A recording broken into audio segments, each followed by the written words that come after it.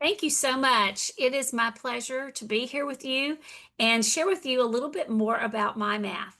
So you'll see on my screen, here's an agenda. We're going to talk a little bit about um, some of the program overview.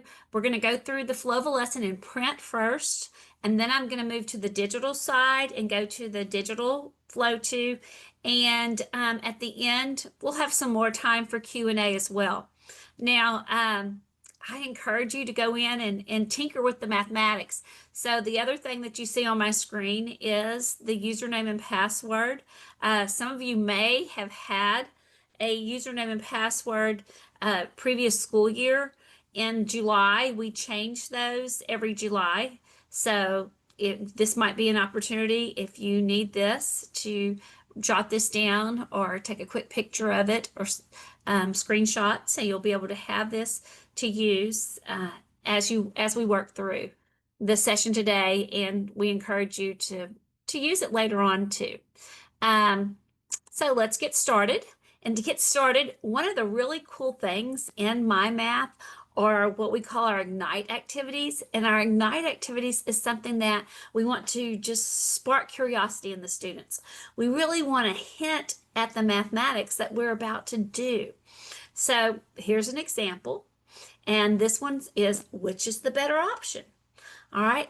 Option one is that I can earn $3 each time I empty the dishwasher. Now, the dishwasher runs twice each week, and I'll have to do this chore for 5 weeks. Or there's option two. And option two is I earn $5 each time I fold the laundry. And the laundry gets done 3 times a week. And this chore I'll have to do for 2 weeks. Now, what I would ask my students is just to think about this. What option is better? Explain your thinking in words and numbers and in drawings. Just key things to be able to hint at the mathematics that we're going to do within a chapter. And so I'll show you where these are online. If you've never seen them, they're just a super fun thing to do. If we were in person, I would be asking you, which one do you want to choose, option one or option two? I can tell you that I had a student tell me that they were definitely going to choose option two because they could sit in front of the TV and fold clothes. So, students are going to come up with all different types of creative ideas about how they want to go. But basically, you guys probably have figured this out. You're going to earn the same amount of money, but what are we teaching them? We're teaching about the mathematics. Yes, and the different ways. So just to give you an idea, this is just a key little activity. It's super fun to be able to do. And they're by a gentleman named Dr. Raj Shah. And you may follow him on social media or have seen him in some of our things that you've watched. He's amazing. And there's some great videos out there with him. But the Ignite, they're really super fun within in my math. So I wanted to do that for you. Now, what you see here is just to give you an idea, if you're new to my math, know that my math works on any device. So as you see here, can work on a laptop, can work on a tablet, so any type of device that the students have. And then each student also has a 2-volume interactive student edition, consumable, it comes every year, as well as the teacher has a 2-volume teacher edition. And the reason we did the teacher edition in 2-volume is because you're going to see whenever we dive into it, there's great information. And we wanted to make it easy for you to hold and handle in your classroom for you. So that's what it is. The other key thing that you're really going to see within my math is how we've taken that mathematical content, what students should learn, and combined that with the mathematical practices, how students should approach the mathematics. So those really good habits of the mind is what you're going to see. The perseverance, the analyzing, the different types of tools that they use within the classroom. So those are some of the key things that you're going to see in My Math, how we really take and added those two key things together, the mathematical content, the concepts of what the students should learn, as well as how the students should approach the mathematics.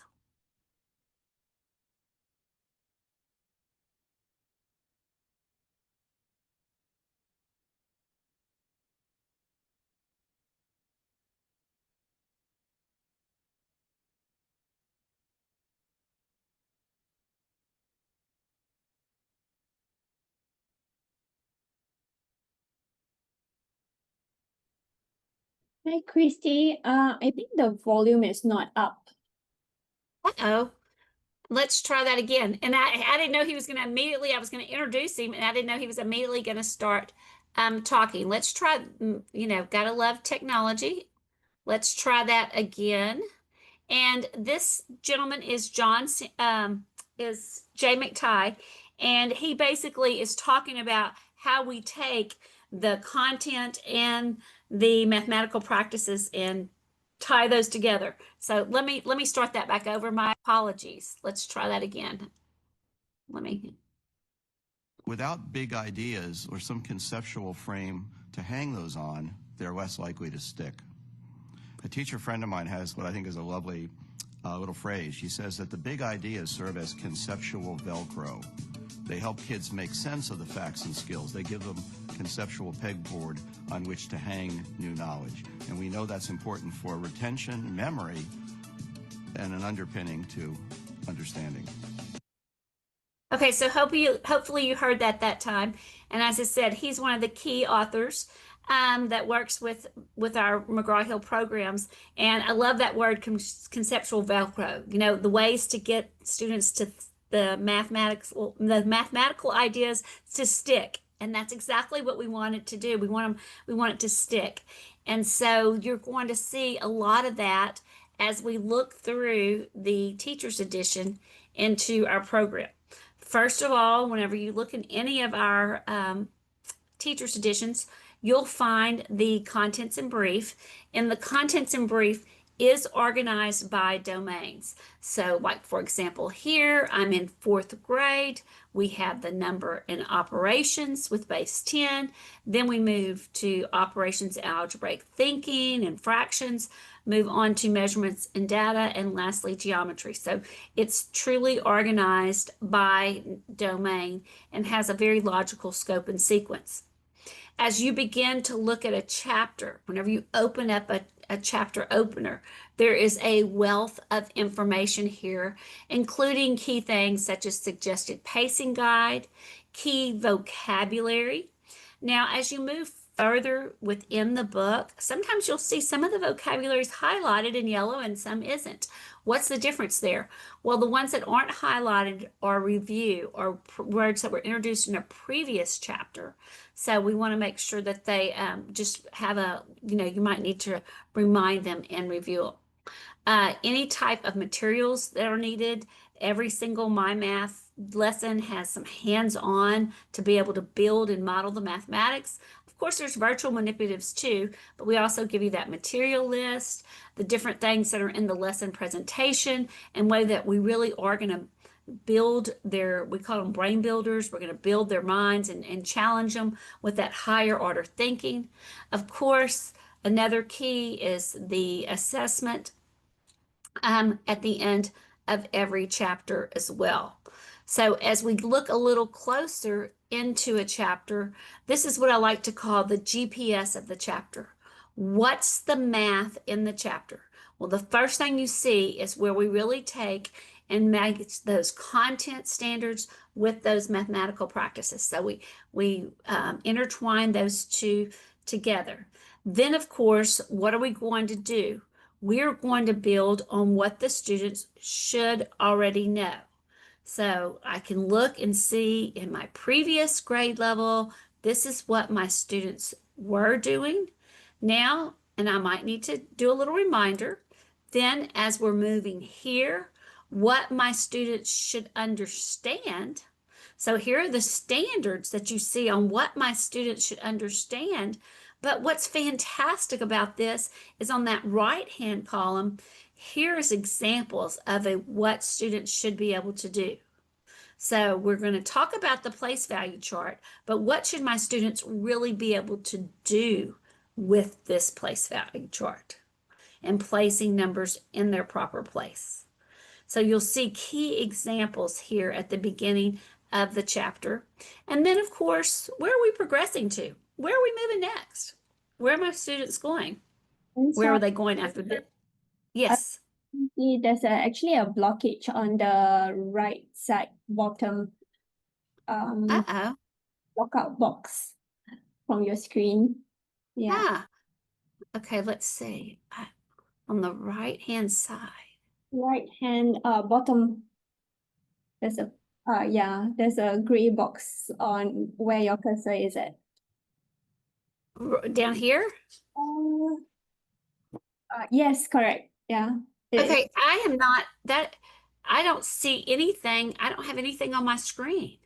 Oh, I see. Maybe we can stop sharing and then reshare the screen. Let's try that. My apologies. My goodness. Hmm? This is, let's see. Okay. So I'm going to hit share. And I'll tell you what. Let's see, instead of share the screen, if I just share my PowerPoint, did that get rid of a block? Oh, No, it's still there. I see it. No, it's showing. Oh God, it's showing more now. yeah. What? Okay. This. Um, all right. Let's see. I reset. As I shared with you, this is back to school season, so I'm not in my office. I'm on the road, and so I usually do have two screens, and I don't here with me. I have just one screen, and let's see. I hit content only.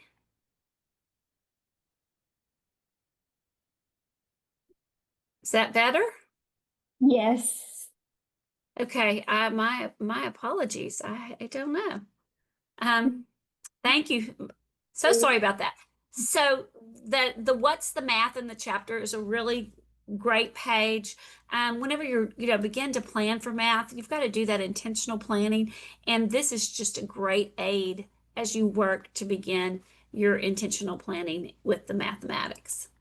Other key things that you see at the beginning of the chapter will be making those connections. We want to connect it to other schools of study, such as social studies and science. Just help spark their students' interest that they may have. Of course, every single unit is also going to help spark their their interest by having a theme. So like this one would be the great outdoors. And then another really nice resource that you're going to see within the MyMath are the MyMath learning stations. And these learning stations can be used as great rotation stations in your classroom. You'll see there'll always be a game. There will be a problem-solving card, a graphic novel, and the real-world problem-solving reader. So those will be the key things that you'll see there within there. And when's the best time to use them? So the game, anytime after lesson 7. The problem-solving card, anytime after lesson 11. So that's another really nice key piece that you'll see at the beginning of the chapter. In the chapter, there is always a chapter project. So this is something that you can introduce to your students in the beginning. But of course, with that project, it's great to just let them progress through the entire chapter that you're working on. Last but not least, whenever we begin the chapter, there is that diagnostic assessment. So we want to see how ready am I so that they're ready for the chapter. So there's prerequisite skills. And in the event, maybe I need to do a little differentiation, a little help to get them up to speed. There, of course, is going to be some suggestions to help those students so that we can set them up for success before we even start the chapter. Now, McGraw Hill does offer a Tier 3 intervention program that is correlated along with my math, and that is called Number Worlds. So that's a really nice program that I'm sure we can get you some more information about if you would like some. But that's just some of the key ways that we start the chapter. In the chapter, fan favorite in the student book themselves is the My Vocabulary cards. So every single chapter at the beginning, the students will have these brightly colored vocabulary cards. And of course, you'll see there the little scissors, they can cut it out and they can use them to get them started for the particular chapter. Another hallmark of McGraw Hill's program, and right there with the vocabulary cards, are the foldables. So every chapter has a foldable. It's embedded right in there. You'll see that there are the instructions, and foldables are a tried and true research-based type of note-taking that shows that students that do these types of notes usually have about a 20% more retention than those that don't. These foldables are a great springboard for you to, there's always one in every chapter, but don't limit yourself to that. Feel free to make yourself some more of those as well as you work through the chapter. So that's some of the key things at the chapter level. Before I go into a lesson, because that's what you see up here on my screen, these are the key pieces of a lesson. I want to stop and make sure that there weren't any questions about the content at the beginning of a chapter. No questions at the moment, Christy. Okay, thank you so much. So, as we move into a lesson, it's going to be a very consistent structure. Launch, build, practice, apply, and then put that big bow on it, wrap it up. So those are the key ways that we're going to see. And like I said, you're going to see that consistent structure in every single lesson. So whenever you open up and you look at your teacher's edition and you begin to launch, there's the focus, the coherence, and the rigor. So not only do we talk about at the beginning of the chapter how we're connecting this to what they've learned previous and what they're doing next, you'll also see it at the lesson level. And then the rigor, what pillar of rigor are we focusing on? Are we focusing on the conceptual understanding? Are we focusing on the procedural skill and fluency, or the application? So you'll find that as well. You'll find that developing vocabulary and the support for our English language learners. Now, no worries, all this is all for you in a slide presentation. So every single day you have what I like to call my grab and go, my presentation ready to roll. And whenever I go online, I'll show exactly where that is and where you can find that in your resources. Now, from once we launch, then we move to the build, and this is where we're usually going to build that conceptual understanding. And as we build that conceptual understanding, the first things we want our students to do is explore the math. This is where I like to say, let's let them tinker with the math. Let's let them do the what ifs and just think about it. As teachers, sometimes we want to just, tell them, but this is where we want to give them some of that quiet think time. I kind of like to say this is a lot of the you do there for the students. And then we'll move into the model. So we'll model the math.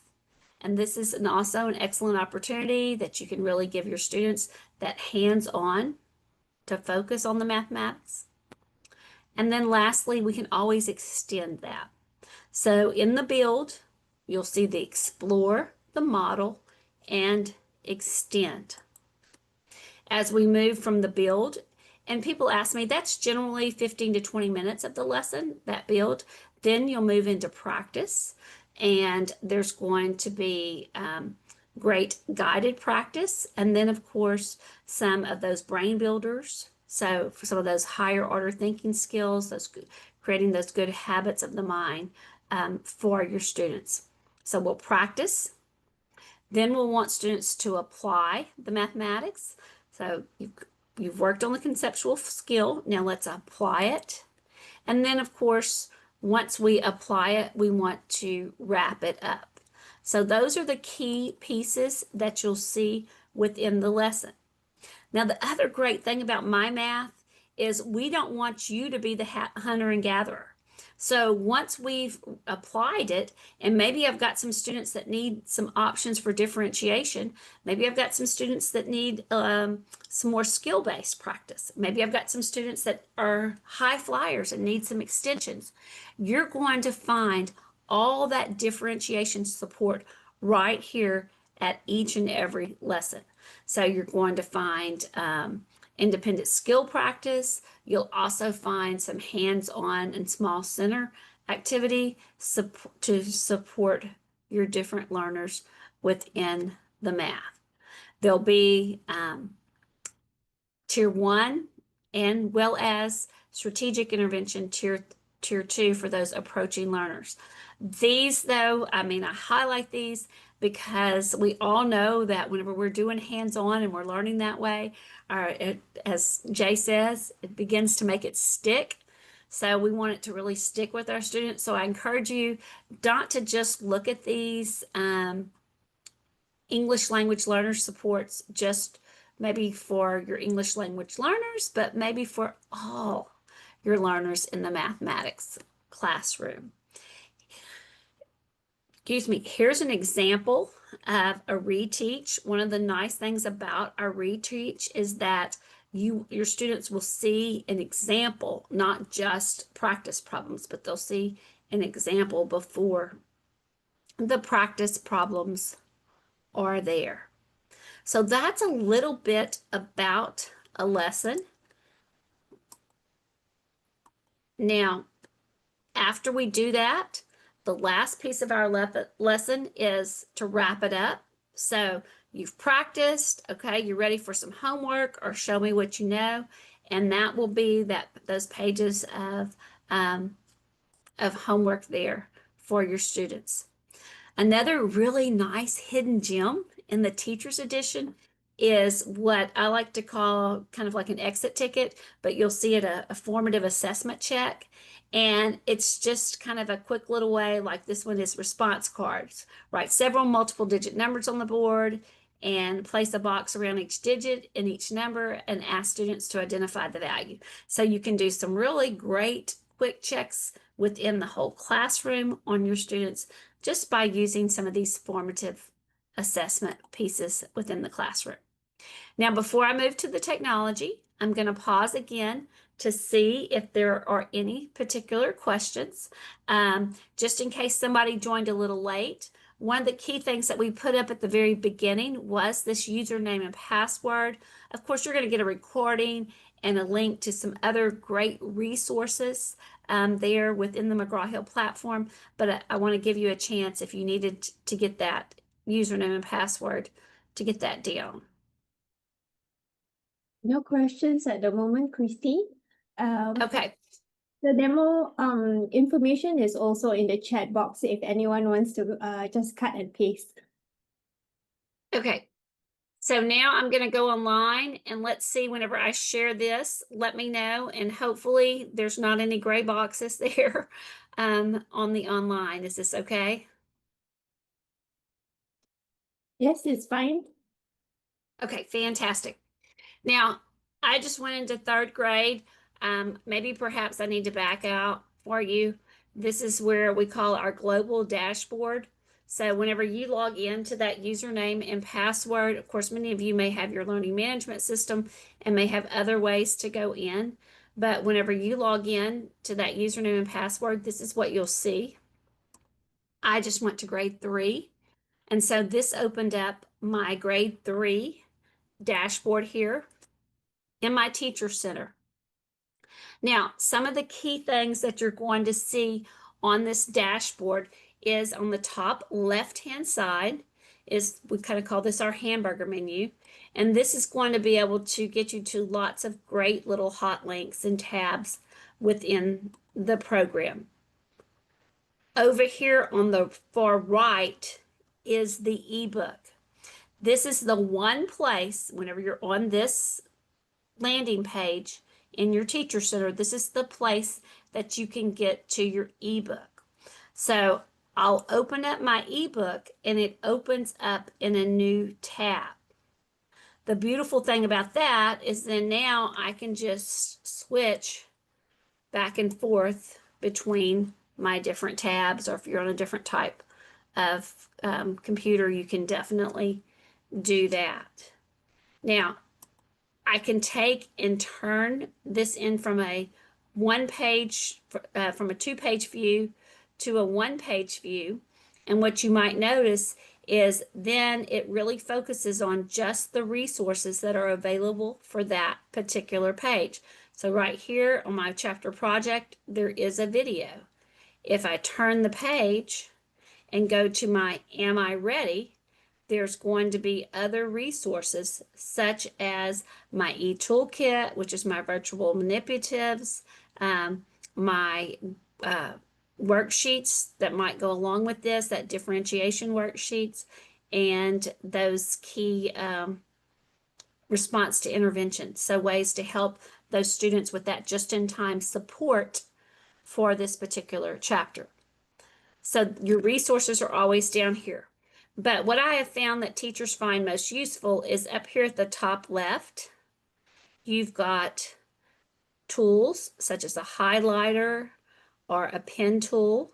So that's one of the nice things here. If I wanted to circle the tens place, I could be able to come around and do that. Of course, I can clear all my annotations. So that's pretty neat. The other thing that's on this ebook, that's a fabulous feature, is down at the bottom left. I have this smart button, and that allows me to turn my answers on and off. So this Am I Ready is in the student edition, and I've allowed my students to do this Am I Ready. And now you'll see down here at the bottom it says, hey, how did we do? So I'm ready for my students to see how they did and shade the correct responses, shade the numbers of the ones they got correct. But how do I want them to do that? I can go down here to the bottom left and bam, there's my smart button. I can turn my answers on and off. Might be a little easier if I make it bigger for you guys to see. So there at the bottom left, here's what I call my smart button, and that allows me to turn my answers on and off within the ebook. So that's where I always like to start, is showing you the ebook. You can get to just basically just about all your resources if you just wanted to use the ebook. But I'm going to share with you a few other places too that you might find helpful in finding your resources there. So I had going back to my landing page, and in case you missed it, my ebook was right here. This is where I opened it up. Now, here is my table of contents. So right now, I can look and you can see what's highlighted. I'm in chapter 1, the Am I Ready? If I wanted to go to chapter 1, lesson 1, I can move, and that would get me to those resources that are here. But as a teacher, and generally I'm planning, I want to go and use my left-hand menu over here and go to my tab that says Plan and Present. So I'm going to open up Plan and Present, and now that's going to take me to, once again, I can go to any chapter. I'm in chapter 3, preparing for the chapter.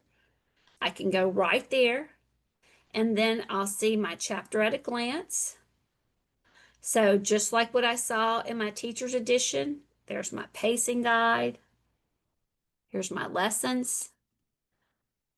What's the math in the chapter? Remember the previous, now, and next. All that is all connected right here. The beautiful thing about coming here too is like that differentiated instruction. Maybe there is something I needed there from for my students. I can pull it up, and that will pull up, like this is, I believe, the English language guide. It'll be right there, all in one place for me. So any resources that's talked about in my teacher's edition, whenever I'm in plan and present, it's all right here for me. Now, once I move from preparing the chapter, I can go to launch the chapter. And this is where I'd find my introduction activity. This is where I would find a math at home connection, my chapter project, ways to help develop the vocabulary. So that's my vocabulary, the review vocabulary that's there, my vocabulary cards, those key things are all there. The study organizer is my foldable. And then my project-based learning. Now, once again, I just go up to the top. I'm still in chapter 3, and all I've really talked about is this very top right here, the prepare for the chapter, the launch, and then, of course, the assess for the chapter. So the prerequisite diagnostic skills are right there for my students as well. So those are the key things that I have at the beginning of the chapter. Now, to get to resources for a lesson, I'm still in chapter 3. Now I'm going to move over to lesson 1. And whenever I move to lesson 1, you'll see different folders. Remember, the launch, the build, the practice, the apply, and the wrap it up. Of course, there's also the what's in the math, the then, now, and next, making sure that we develop that vocabulary. But the other really nice thing is you also have a presentation. Now you have to be in a lesson to get a presentation. If you're at any of the chapter resources, like where I was a while ago, the initial pre-assessment and those type, you will not find what I have hovered over right now. You will only find presentations at a lesson level. Now we can just launch the presentation just as it is, or what's really nice is right here, there's an editor. And the reason I like to go to this editor is because this really lays out and shows me how rich the content of this presentation is. It begins with the launch, showing my essential question, my problem of the day, quick check, exercise. Those are the ways to launch the lesson. Then I move to the build. Here's my investigation, my model, the mathematics, and then even my extensions. Then I can move to my practice, my apply, which will be my brain builders, my higher order thinking skills, and my wrap it up with my homework and my exercises there. So all this, it's really just nice to see it under presentation editor.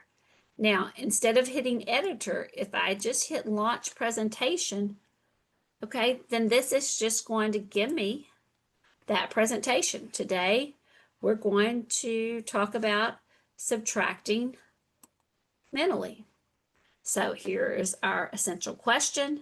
How are the operations of addition, of subtraction, and addition related? Then I'll move on. Here's our problem of the day. Could let students talk about that. There's the answer to the problem of the day. There's also an option for a quick check. I want to do that. Now I'm ready to investigate the math. In what situations might it be more beneficial to subtract mentally? So we would want students to give them that think time to really to begin to explore that. Then we'll begin to model it and talk about when we want to subtract mentally by breaking it apart. You'll see down here that these are gray. If they become highlighted, then we'll have those tools available. Like these are the tools. Here's my tool that's available, suggested for this particular investigation. So you can always go to your different tools, pull up different things as students begin to talk about the mathematics. Just a really great tool to be able to use here. Whoops. No, yes, hang on. There we go. Just a really great tool for you to be able to use here with the mathematics. So it's all there for you in the plan and present. I want to pause here because this is such an important piece, that plan and present. I want to make sure that there's no questions about it. Christy, there's actually a question from Ronald Gombau. I have a diverse group of students in my class with different levels of ability. Students finish activities at a different pace. I can see that there is a differentiation through leveled activities. Do you any suggestion on how to handle the advanced students on level and approaching level when doing activities in terms of pacing, level, and grading? Tell me the last part in terms of Pacing, level, and grading. and grading. Okay. So, pacing's a little tricky, but I would kind of stay with the McGraw Hill suggested, pacing that they have there. Usually it's a day per lesson. But the way to really help with those students leveling, let me go back to my plan and present. And let's just say we're in lesson 1. And right here, whenever I'm looking at building the concept, this is where I might be putting some students in groups, all right? And let some of my students that are the ones that are more advanced, I might let them, say, okay, model to your partner 127 using base 10 blocks. Or maybe I've got some of my approaching level students that are there with me and we're doing it in, a small group activity. And then, of course, the way I can really help check for that is whenever I get down to the practice, okay, I've got some examples that they can work through and we can work through together, all right? But then whenever if I can use this practice, but I've also got this differentiated instruction. And so I've got like, whoops, I didn't mean to clear, hang on, I hit the wrong thing. I've got like this enrichment worksheet. So that could be one of my stations that my independent learners could be doing as I'm working with maybe one of my small group of students there too. So that's just one suggestion, is to really, I like the station rotation and allow my students to do those types of key things as they're working through the mathematics. You'll also see for maybe my students that need some extra support, got that one stopped, is that there'll also be some videos. So I may even make that a station and my students could have on their headphones and they could be listening to this. Of course, now how can I do that so quickly is right here where you see this little gear, that's a tool. And so maybe I wanted to assign this resource to my students because whenever they go through the station that has a laptop or a tablet, I want them to do that. So you could very easily and quickly assign it. But I'm a big fan of just kind of maybe starting the launch with the whole group. And then depending on the concept, I might develop it as a whole group. But after that, I would definitely break apart and use some of these other differentiated resources to kind of create some stations to help those different types of learners. Now, as far as grading, um, you know, just there are some things that you can do digitally and let them do those types of things digitally for them. But you would have some, like if you're giving them those worksheets, you would have some grading to do. And then, of course, we always want to put that bow on it. So even if we've done like the launch, this whole group, we've done some of the build, maybe whole group, and then let them do some rotations. And then we want to come back and really synthesize our learning. So make sure that this wrap it up. We always come back to that whole group and synthesize our learning here within the mathematics. And that's where this little formative assessment check, such as this ticket out the door, could be a way to just kind of get a check on my students as they work through it, through the mathematics there for them. So hopefully that helped a little bit, but this would be, this is definitely one of the places I would be looking at.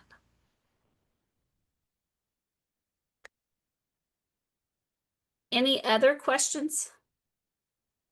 Not at the moment. Thank you, Christy. Okay, sure. So this is going to be your best friend. This is one of the best places to go and look at the structure and look through there. But to get back to that landing page, anytime you click on this, just the words My Math, that'll always take you back home. And I kind of just like to go there, especially whenever I'm doing a demonstration. But this will take you back home.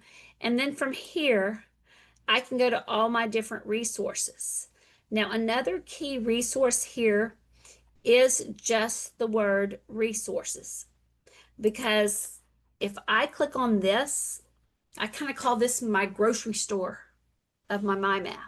So here, everything that's in the program is underneath and categorized different ways. So if I go to resources, and right now I'm in chapter 1 place value in lesson 1, this shows me all the different resources for that particular lesson. And I can go through there. Now, I saw some hearts whenever we were doing those ignites. And so, hey, Christy, where can I find those Ignite resources? Well, if I look through this list, here are my Ignite resources. So we talked about the one with the chores. Another fan favorite here is the broken calculator. That's a great one to be able to do. They're just super fun activities. And just to give you an idea, what did I do? I went over here and I went to resources, and this gives me all my resources. So I went to look and I said, oh, I want those Ignite activities. And that showed me exactly how to get to them. As a matter of fact, if I like that activity, I can put a star on it. And then whenever I go over here to my favorites, now mind you, I'm in the demo site, so it looks like there's 100 favorites, but that would show exactly what are my favorites on there. So I can put anything that I really want right here in my favorites, and it makes it just easy to get to. So that's another really cool thing that you can do. Of course, I can reset this. And this just gives you an idea of just the sheer number of resources that are here within the McGraw Hill. If I look here at lesson presentations, that's where I find all my presentations. And sometimes people ask us for a PDF of the presentation. So here is where also you can find a PDF. So this is just another really good place to go if you're looking for something specific within the My Math platform. Now, I know our time is beginning to run short, and I want to give you some time also to, maybe just let this sink in for a minute, and then if you have any other questions.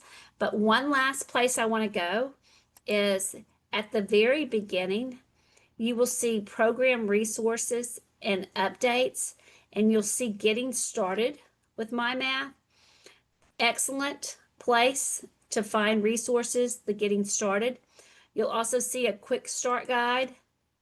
If I go to that, that will take me to some of the key resources like I talked about today. My quick start guide. If I, whoops, go back and I meant to go to getting started first. If I go to getting started, one of the really cool things in getting started is here is an entire guide of getting started with My Math. So, my goodness, I know that it's the end of the week. All right, you may have watched several of these. So, here is an excellent PDF that you can download and find out all kinds of great ways to really help with implementation. I talked about the chapter snapshot and some of the key things. So many of the things I talked about are all here in this PDF. And then the other thing were those learning stations. I talked a little bit about those, so you'll find a guide to those learning stations too as well. I really thank you for hanging out with me. And I'm going to pause because I want to give these last about 5 minutes of our time together to make sure that we have any types of questions that you might have, that we can answer those for you. Okay, Christy, we do have one question um, from Lenny Chen. I wonder how to use the animal habitat from the resources to match my teaching. The animal habitat. Probably was a real world problem solving reader, maybe, I'm thinking, and it should be correlated. Like, let me look. Let me drop down. Let me just go to a less chapter. And let's see.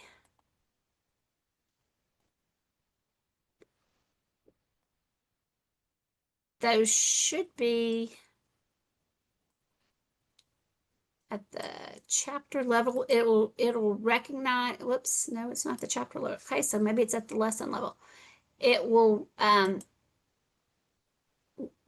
recognize when to use those would be and I don't know which lesson has it in there. So I'm just it will have it at the lesson on when to use those readers. So if there's a suggestion for a particular reader or one of those, like, did I find one? Yay. Here it is. It will be at that particular lesson. So the suggestion will be there.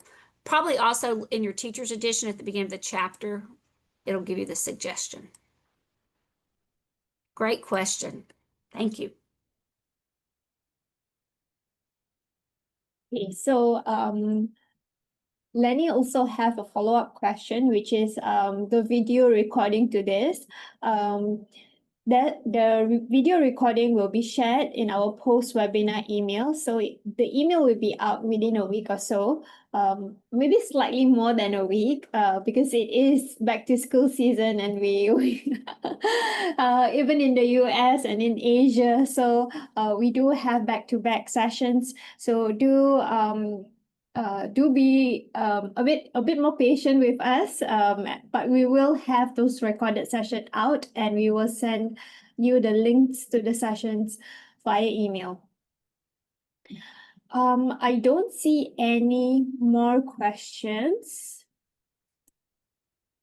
Well, my advice to you is for you to get into this website and just know that You can go in. I always like to tell everybody you cannot break it. So please go in and give this technology a try. And we really appreciate your time today. And so we just want to say thank you from McGraw Hill. We're so glad you came to be with us today. So thank you. And thanks for inviting me. Thank you, Christy. Okay, just quick reminder. If you did register for today's session, so those who registered with us, you will receive the post webinar email. So don't worry about that. Do check out our back to school webinar page, back to school web page, where we have all our blogs and our resources, product specific ones as well. So you can check that out as well. So thanks again, Christy, for hosting this session, and we hope that everyone have a great day and a good back to school preparation. Thanks.